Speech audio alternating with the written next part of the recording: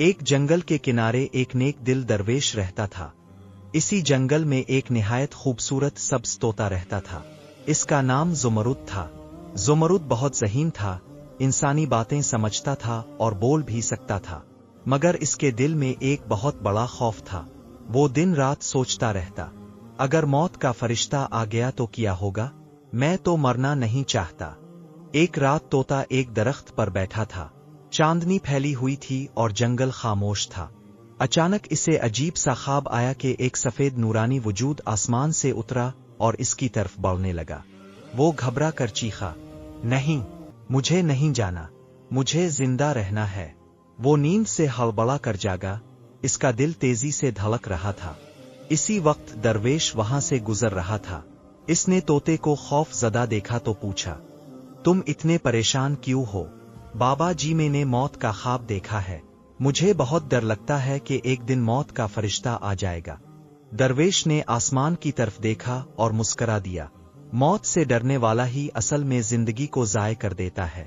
چند دن بعد ایک عجیب رات آئی۔ آسمان سرخ ہو گیا، بادل چمک رہے تھے اور جنگل میں عجیب سی خاموشی تھی۔ اچانک ایک نورانی وجود سامنے ظاہر ہوا۔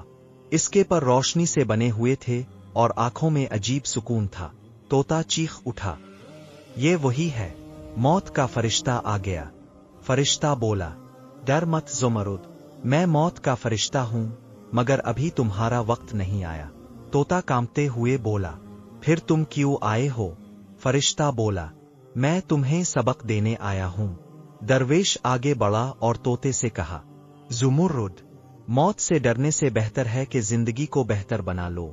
طوطا شرمندہ ہو گیا اور بولا، میں اکثر دوسرے پرندوں کا مذاق اڑاتا تھا، ان پر غصہ کرتا تھا، خود کو سب سے بہتر سمجھتا تھا۔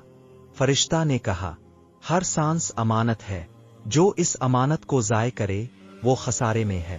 درویش نے کہا، اگر تم نیک بن جاؤ تو موت بھی تمہارے لیے رحمت ہوگی، خوف نہیں۔ اس دن کے بعد زمرد بدل گیا۔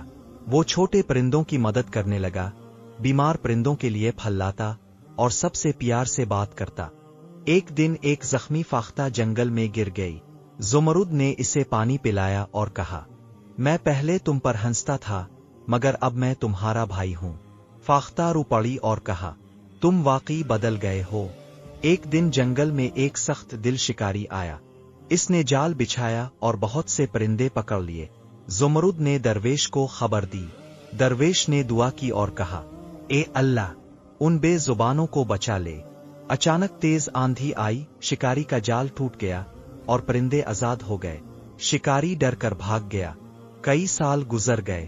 زمرد اب بوڑھا ہو چکا تھا، مگر اس کا دل بہت صاف تھا۔ ایک رات موت کا فرشتہ دوبارہ آیا۔ اس بار طوطا نہیں ڈرا۔ طوطا بولن، اگر میرا وقت آ گیا ہے تو میں تیار ہوں۔ فرشتہ مسکرایا اور کہا، اب تم نے زندگی کو سمجھ لیا ہے، ابھی تمہاری موت نہیں بلکہ تمہاری روح سکون میں ہے۔ درویش نے کہا، جو اپنی زندگی بہتر بنا لے اس کے لیے موت خوف نہیں بلکہ سکون ہوتی ہے۔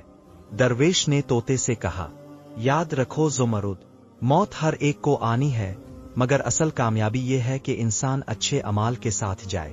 طوطا آسمان کی طرف دیکھ کر بولا، اب مجھے موت سے ڈر نہیں لگتا، کیونکہ میں نے زندگی کو بہتر بنا لیا ہے۔ اور جنگل میں ایک عجیب سکون پھیل گیا۔